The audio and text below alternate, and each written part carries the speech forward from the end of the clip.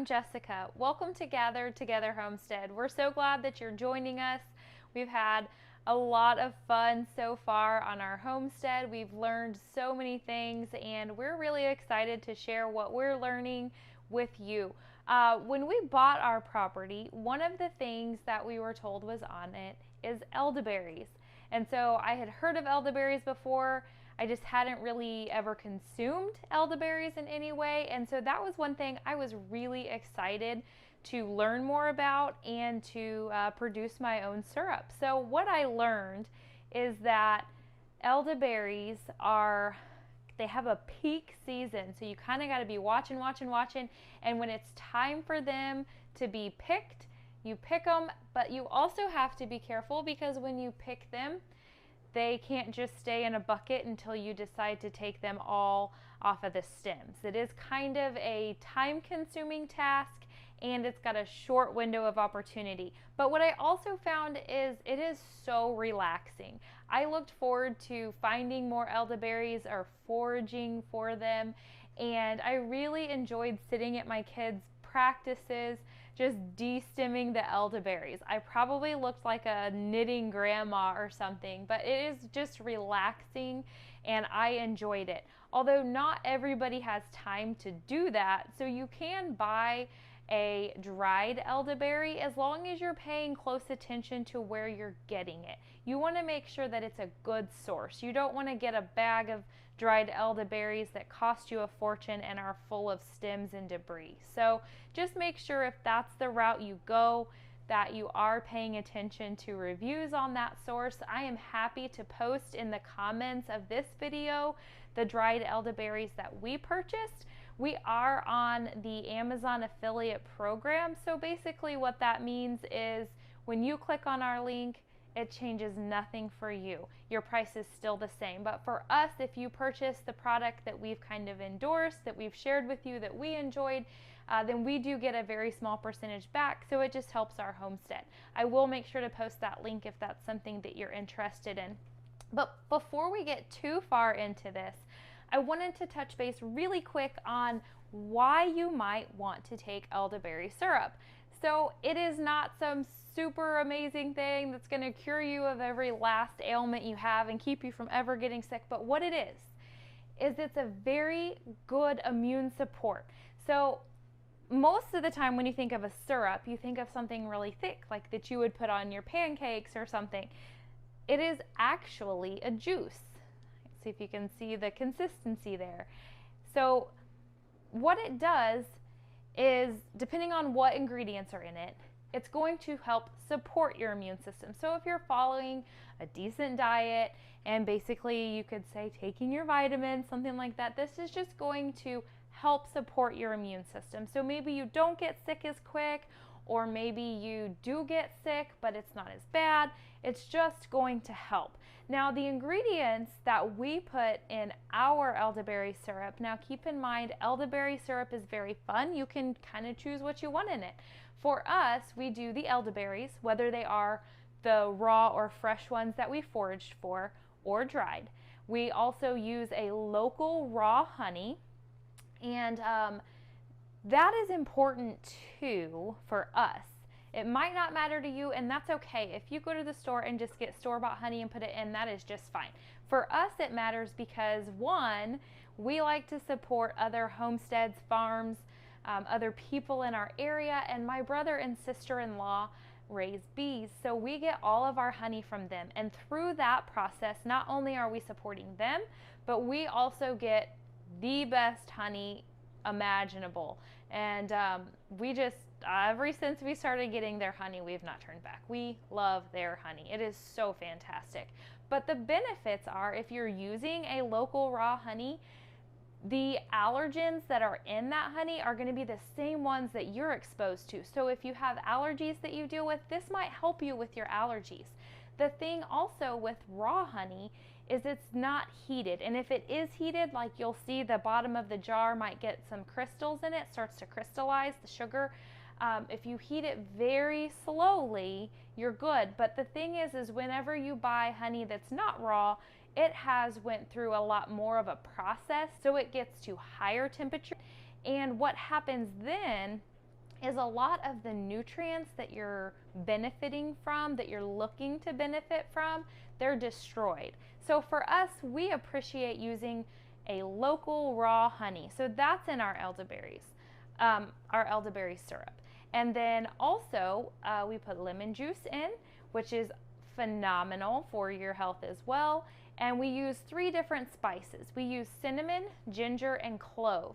This is also fun. You can use as much or as little as you want depending on your taste preference. You can use cinnamon sticks or ground cinnamon. You can use fresh or ground ginger. You can use ground cloves or whole cloves. You just have a lot of options. So it's not one of those things where you have to have the exact amount, exact right thing at home. You can use what you have. Maybe you don't like cinnamon or you have an allergy to it. You can kick it out. It's okay. I do want to take just a quick minute though to talk to you. I'm not real sciencey, so forgive me. I prefer easy terms. It's good for you. I'm good with that. But a lot of people like to know, why is it good for you? Why are you selling me on elderberry syrup? Why are you telling me how to make it? So I'm just going to share with you a simplified version of why you would even consider drinking elderberry syrup. 1, it tastes phenomenal. We have, if you've seen any of our videos, we have 3 boys, 2 of which eat pretty much anything we put on their plate. Our 3rd is so picky, but he will drink this. So if it is approved from the picky eater, it tastes really good to us. We like it. 2nd, like I said, it is an immune support. So the elderberries themselves are packed with antioxidants and vitamins, which is supporting your immune system. That right there is great in itself. Now you might say, why don't I just stop there? Why do I need all the other stuff? So be cautious if you're just going to consume elderberries. I have not tried it myself. It is all over the internet how it can not set well with your stomach. So if you want to give that a run, you are welcome to. I'm not trying it, so I'm not going to endorse trying it. We prefer just to boil it down, put it in our concoction here of an elderberry syrup, and we drink it daily. The local raw honey, we kind of discussed already why you might want it local, why you might want it raw, but honey in itself, especially in the raw state, is full of antioxidants as well. So again, another great immune support. Also, cinnamon, clove, and ginger, all 3 of these spices are so great for you. They can help with balancing your blood sugar levels, your cholesterol. They can have anti-inflammatory, antibacterial, antifungal effects. So just all around, those 3 spices are kind of a powerhouse of greatness for your body. It's not anything that it tastes good. So it's not like it's one of those things that's terrible tasting, so you're trying to just drink it. We like the combination of all 3 of these. Also ginger, if you're somebody who suffers with frequent nausea, ginger is really good for that too. So there's just so much in these few ingredients that are really great for you if you're interested in trying it. So when I do a cooking of any kind of project, I like to have my things out that I'm going to need first so that I'm not rummaging around the kitchen when I need something quick. So I'm going to tell you real quick what I use. This is our bottles that we use. We like to put these in juice bottles because we can get the sealed caps. I like that a lot, but also it's so much easier if you have your own bottle in the fridge and you're just going to take a drink each day.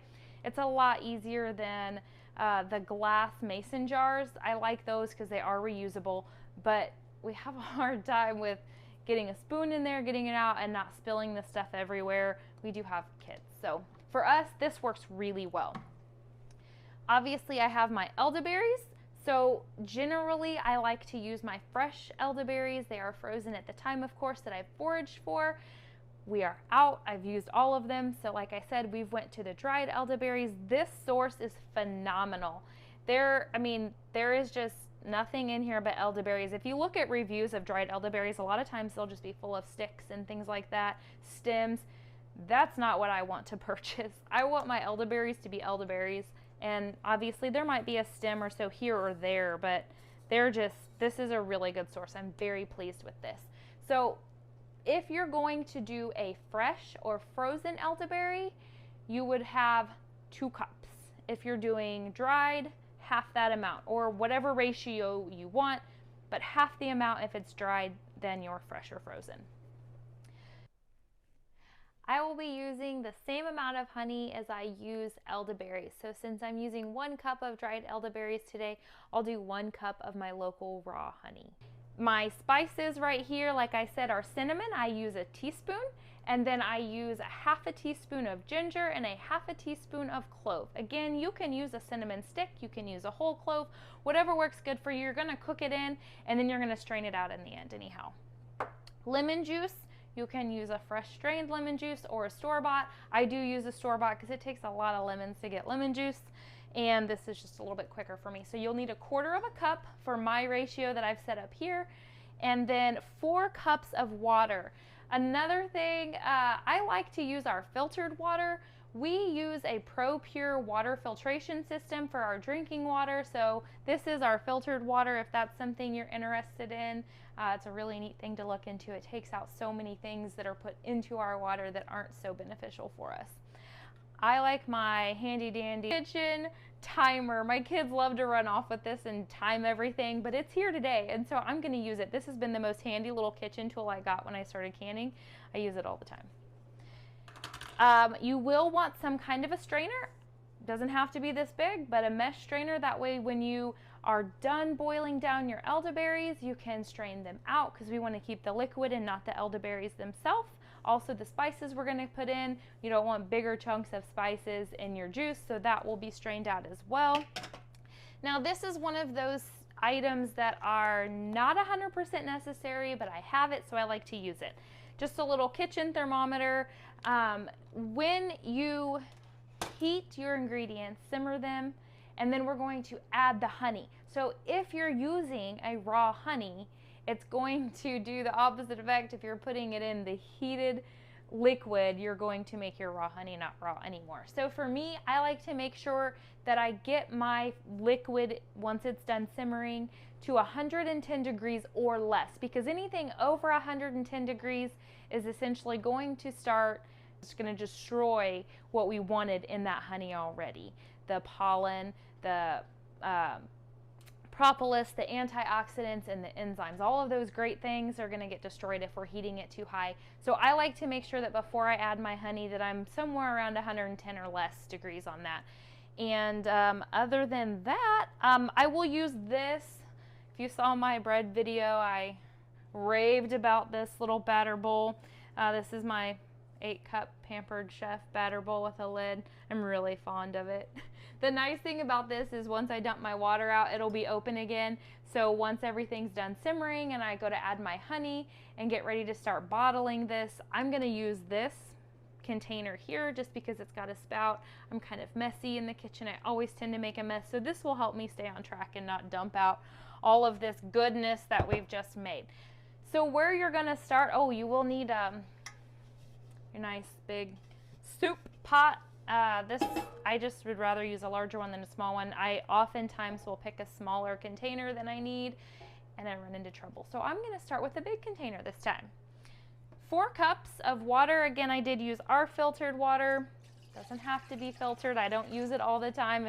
If the filter isn't, if we haven't got enough water in there, I'll use the sink water. It's not going to kill you. I just like to use the filtered. Now I will put it on high until it starts to get boiling, and then I'll reduce it, so we're going to simmer it.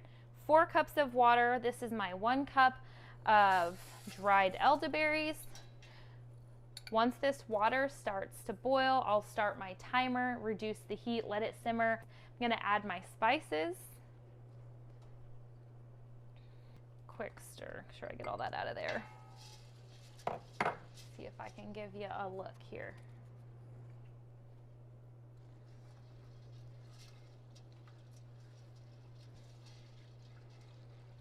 Okay, we're gonna let this simmer and then we'll get everything strained out. I have went ahead and turned this down. I've got mine set on a 4, so just kind of a low medium, just enough to keep it simmering. We are all finished simmering. So I'm going to take my little mesh strainer, put it over my bowl here. Let me get you where you can see. I'm going to strain off my elderberries here.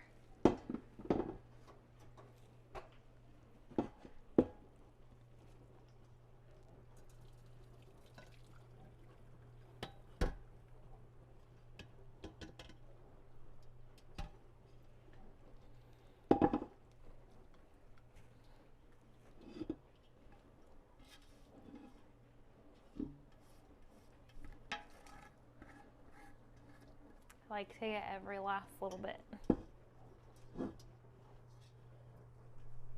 And then I like to push down on my elderberries just to get all of the juice out that I can.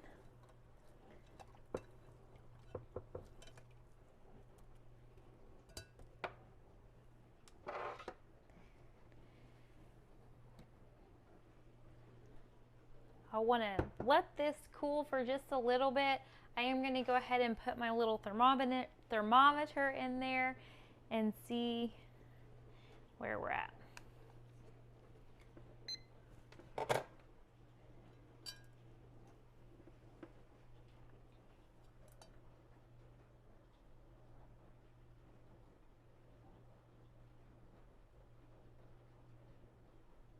I am at about 138 degrees, so I'm going to let my thermometer just sit here for a little bit, keep an eye on it, and I'm going to let this cool down for a bit.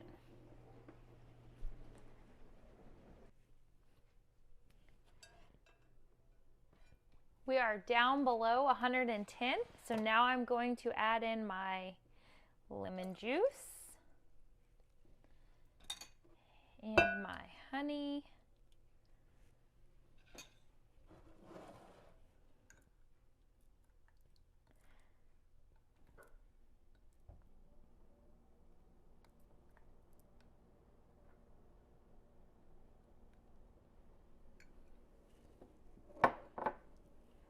Stir this well until it gets well incorporated, all mixed in. It is all ready to go. Now I'm going to get this dumped into our juice bottles. You can put this in any kind of airtight container and store it in your refrigerator. It is good there for 6 months. And then as far as dosing goes, you can kind of do what you feel is best for your family. For us, we'll take a spoonful each day, and then if someone is feeling like they're getting sick or they are sick, we'll do a little bit more, maybe every 4 to 6 hours, take a spoonful. But it is kind of one of those things that you get to have freedom with and enjoy however much you want. I will say, if you are somebody who is pregnant, you might want to kind of look into this just a little bit. I have a friend who is pregnant and has been struggling with keeping her blood pressure regulated, and she used this as an actual syrup like on her pancakes, so she consumed kind of a lot. She didn't take just a spoonful, but I do want to point out that when she used it, it did make her blood pressure drop low, and she had to be seen by her doctor just to make sure that everything was okay with baby. So just be cautious if you already struggle with low blood pressure, low blood sugar, something like that. You need to be mindful about how much you consume, because it could affect you different than it does other people. But other than that, for us, for our family, we've had no problems with it. We love it. It's a great immune support for us. If you like the content that we are uploading for you, please be sure to subscribe. That way you are alerted anytime we upload a new video. If you have any questions, don't hesitate to comment. Thanks.